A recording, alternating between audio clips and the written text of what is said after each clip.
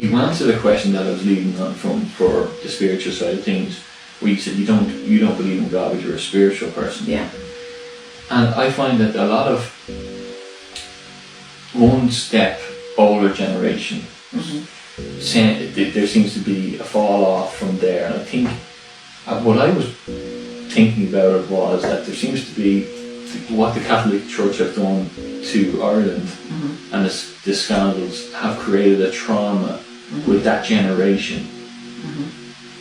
Do you think that it plays an effect on why you think that there wouldn't be a God? I would imagine so. I mean, I struggle with, I'm a Catholic, but I struggle with how they dealt with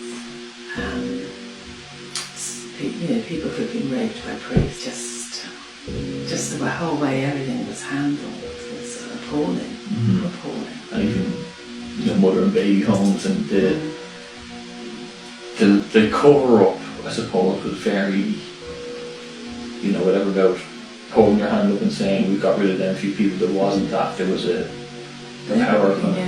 See, the priest used to, I know I don't remember this, but from what I've heard, the priest used to walk around different houses, and he was the Lord Mayor. They got the good china out, and the kids were hidden and told not to speak. Yeah. They were gods. They had so much control, and they had so much control over the education system. Yes. That their word was final. And I've read on this before that my thoughts on it is that there are denominations of Catholicism. Well, no, Catholicism is a denomination of Christianity, let's say, and that organisation has done horrific things, as a lot of man-made organisations can do.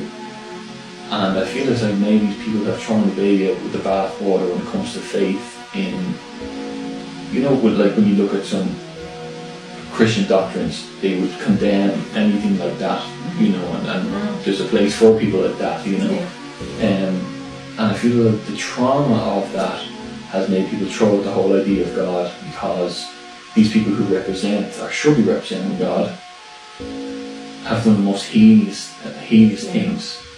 Do you think that could play a part in?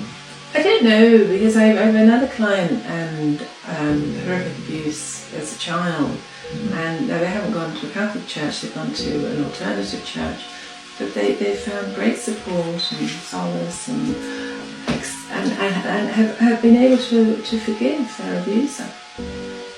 So I don't know. I mean, I think it depends on the person. Yeah. Yeah. Because you do hear a lot of them stories where people have found, like I know a lot of people who have great faith. I have great faith. But I wouldn't call myself a Catholic. And I wouldn't have it since Catholic school.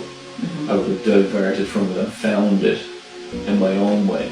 Yeah. And that would mean that I do believe in a God, and I kind of would have went down the evidential route of, well, something happened to me, I believe it to be true, and these signs, and like you said, with the carts and whatever smaller versions of that, I think they hit my lightning and that. But I found that even looking into the human mind and consciousness, and the attempted Big Bang and all that, historical literature, and hours of debates on both sides, concluding that there seems to be, in the beginning, something that you can lean on, and seems like it's listening when you speak by yourself, but it doesn't mean I'm sitting at the pew every weekend, because this mumbling and stand up and sit down, I think, was rolled in by it was probably the Roman Empire to control, once they took over, to control people.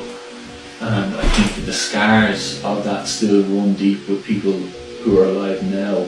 Not so much my generation, who, because teachers took over from the nuns and the Christian brothers, and I'm not saying all Christian brothers or all nuns were abusive, but anyone who's come into contact with a school like that, or has been to a school like that, knows exactly it's unfortunately. And I think that there is a lot of room still from that. Maybe there's a lot of alcoholism from that, and maybe there's a lot of anger at God, and by saying, I don't believe in a God, but think maybe the scars of that run deep that people don't want to face, maybe. Yeah, I mean, you know, I'd also hear that too, you know, how can there be a God? And, you know, Simon says, down to me, you know. Yeah, because we live in a fallen world, you know, in a way. You know, in some ways I put that down to the free will we're given and the evil that people can choose to do. You know, people can't be forced to be good, or there will be no free will, I suppose, isn't it? You know? Yeah, it's a difficult one, isn't it? It's a deep one too.